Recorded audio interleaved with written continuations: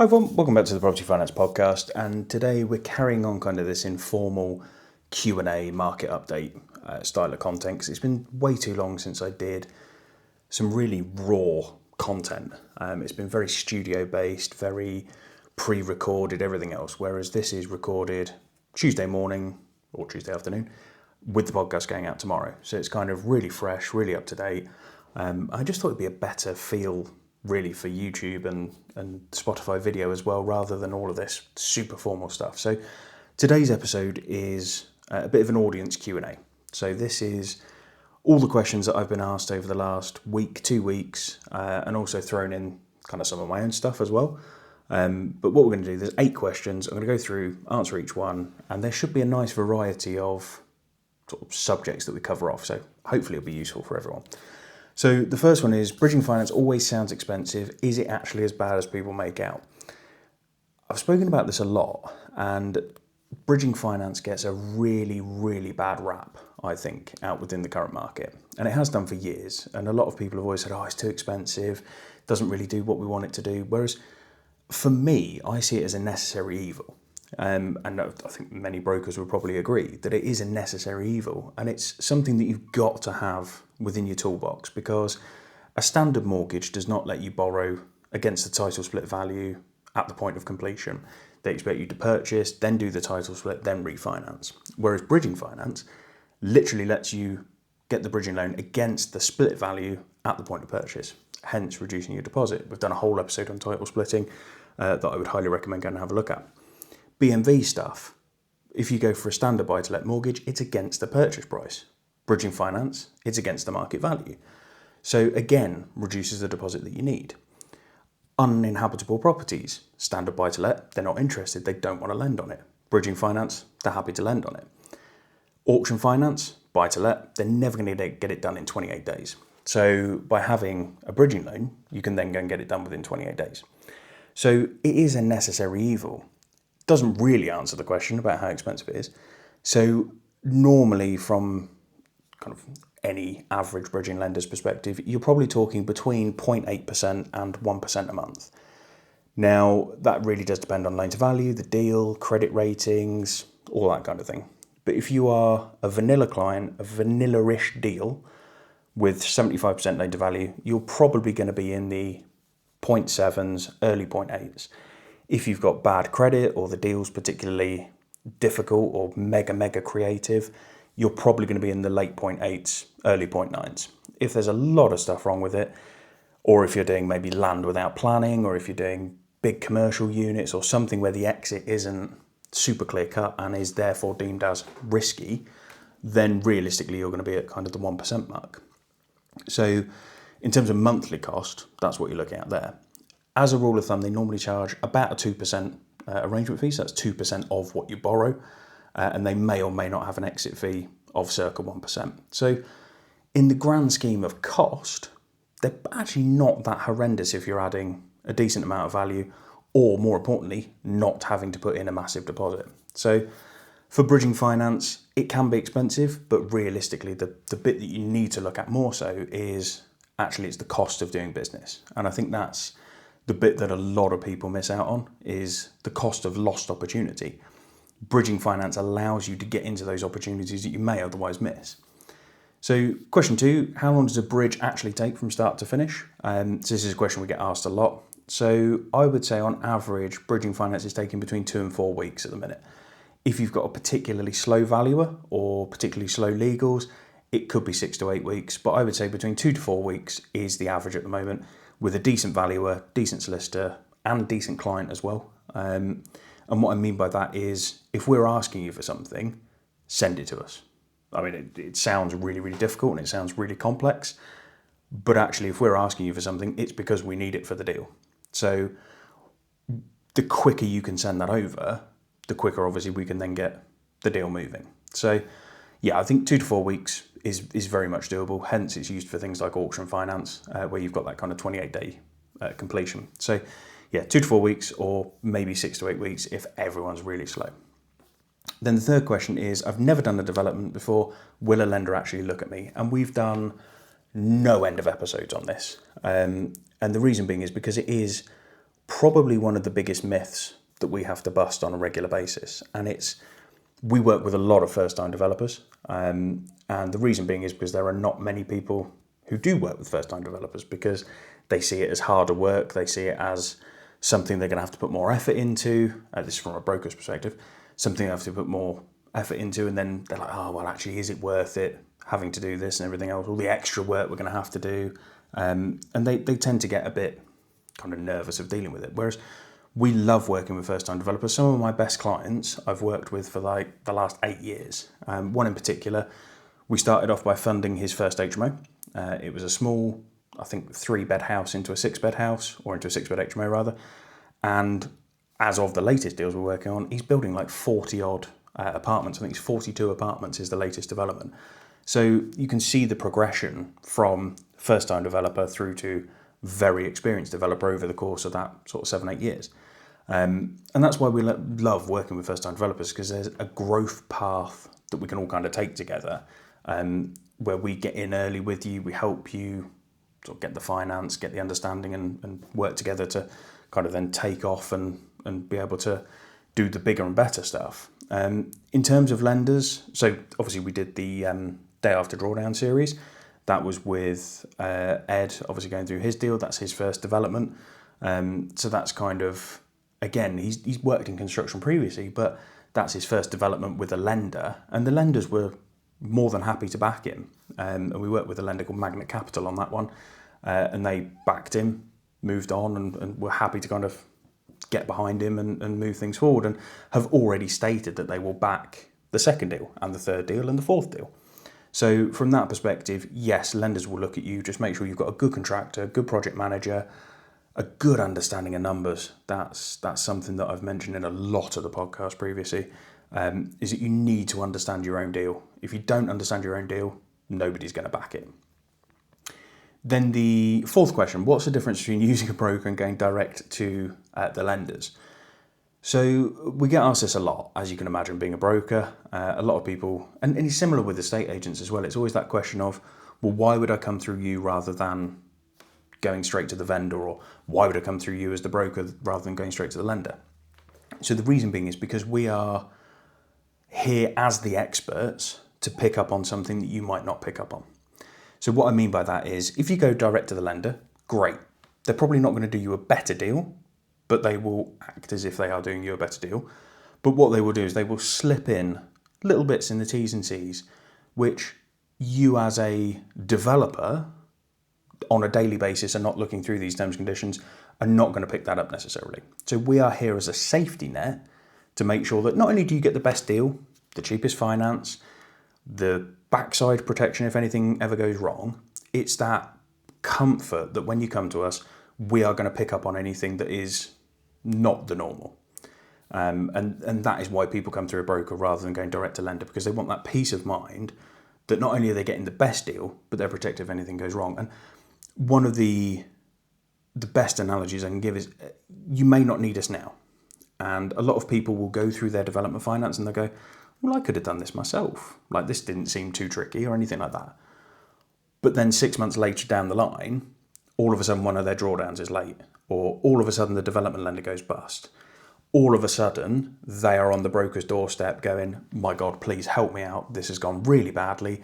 I need your help. I need to get out of this situation. That is where a broker earns their money more than anything else, is getting you out of the shit if something goes wrong. So that is why I would say go to a broker rather than direct to lender. Obviously, I'm going to say that because it's a sales pitch for my own services. But that is why I would say that, is because we are there as a safety net if anything goes wrong, and trying to prevent it going wrong in the first instance as well.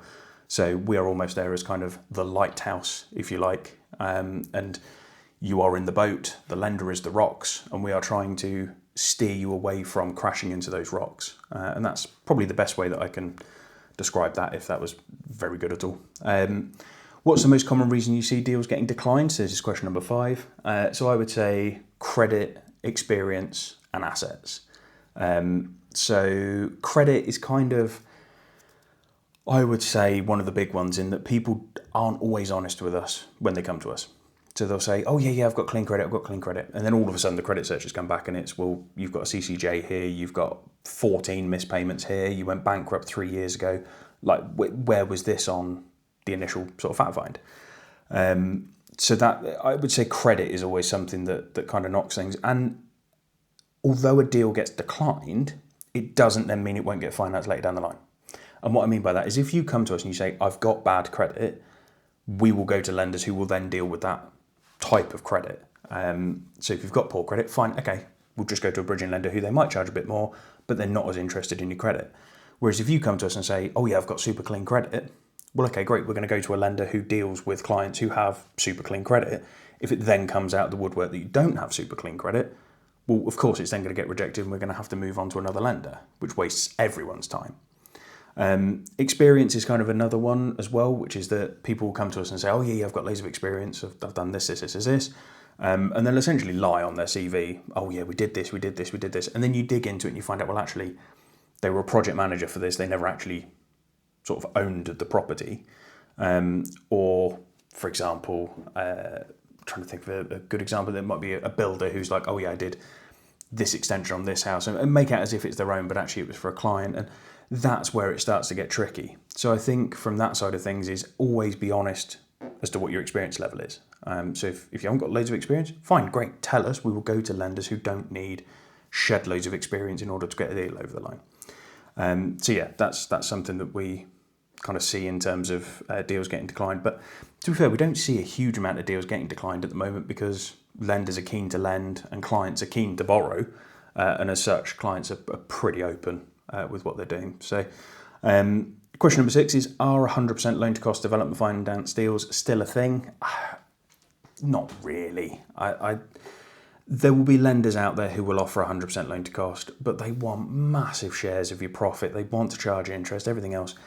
They're just not financially viable. They want 25% profit on GDV before finance costs. It's like these deals just aren't out there at the moment. It's hard enough getting deals to stack up without then having to have profit shares and interest and everything else on there. So I would say probably try and steer clear of 100% loan to cost deals. There are more creative ways of doing it. Defer payments with vendors, for example, vendor finance, purchasing below market value, option agreements, all these things that we've spoken about on the podcast in numerous episodes before.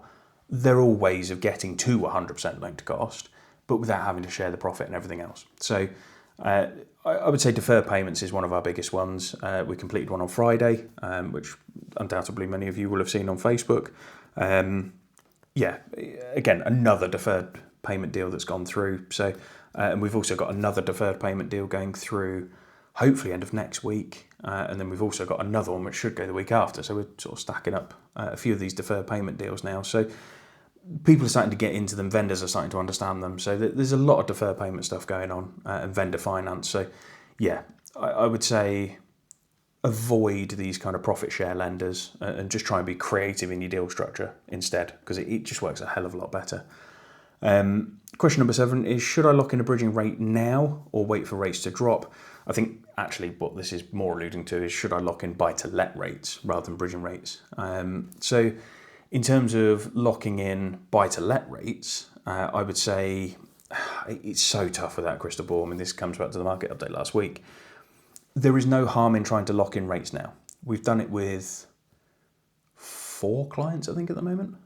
5 clients at the moment. So there's 5 clients at the moment who are locked in on an interest rate for the next 90 days. So we know for the next 90 days, they are locked in at that rate. The next Bank of England update, I think, is next week. I'll have to double check that and check the dates, but I'm fairly sure it might even be this week, actually. But there's one imminently anyway. So what we want to do is we want to see what happens there. Chances are it's going to be another hold, at which point you sort of say to the clients, well, look, okay, here's what's going on. Gilt rates have just dropped fractionally. The SONIA rates have dropped fractionally, which is what most of the lenders work off of.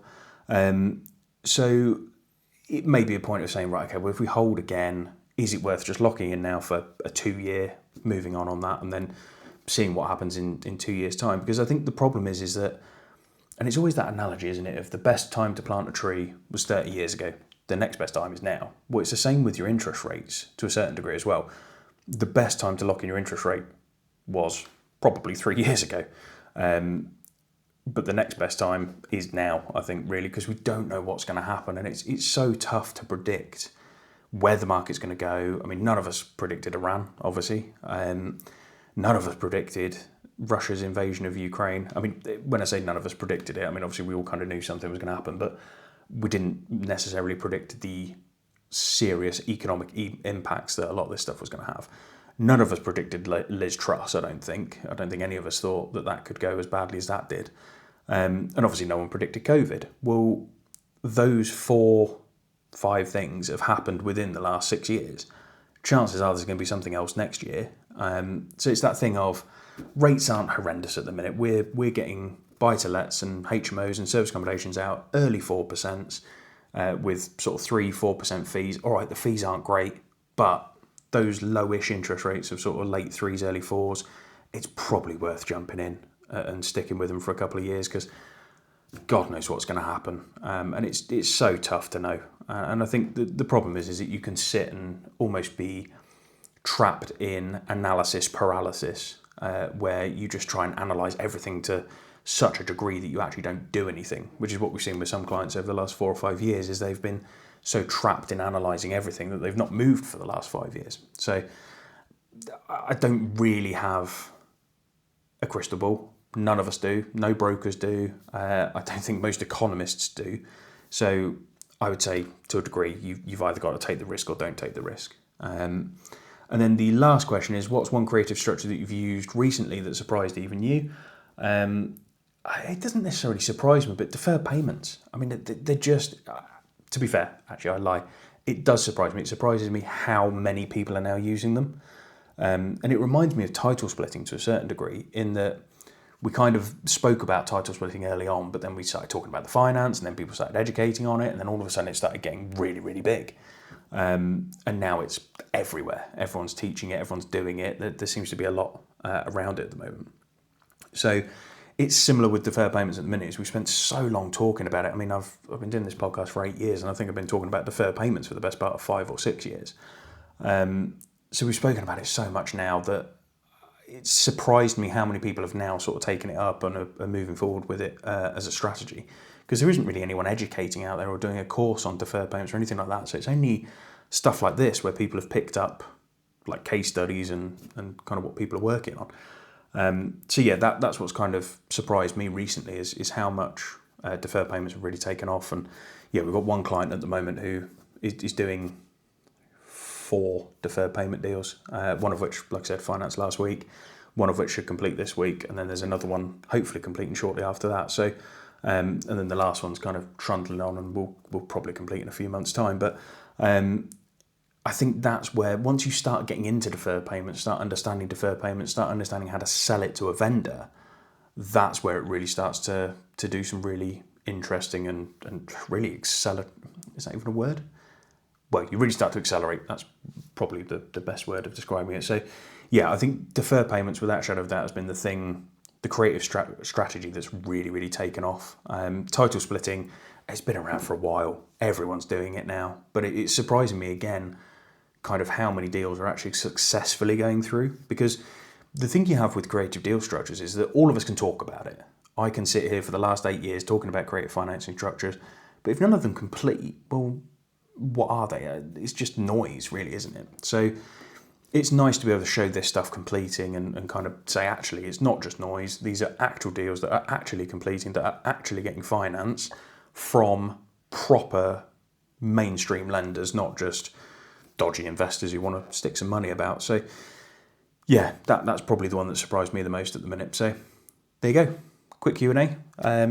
I say quick, 20 minutes. Hopefully you found that helpful. I'm really enjoying doing these sort of more casual episodes. So look, if you found it interesting, please do like, subscribe, do all that good stuff. We're starting to see some traction on YouTube, which I mentioned in last week's video. So it'd be really good to see that continue, because YouTube is a big one for me. I really want to try and push that. So if you haven't already subscribed on YouTube, please do. It is helpful. And then, yeah, if you've enjoyed it on Spotify, everything else, please do leave comments and stuff like that, because, again, it does really help as well on the algorithm and getting it out there. But yeah, if anyone's got any questions that they would like answering on the next one, please do let me know. But otherwise, I'll catch you on the next one.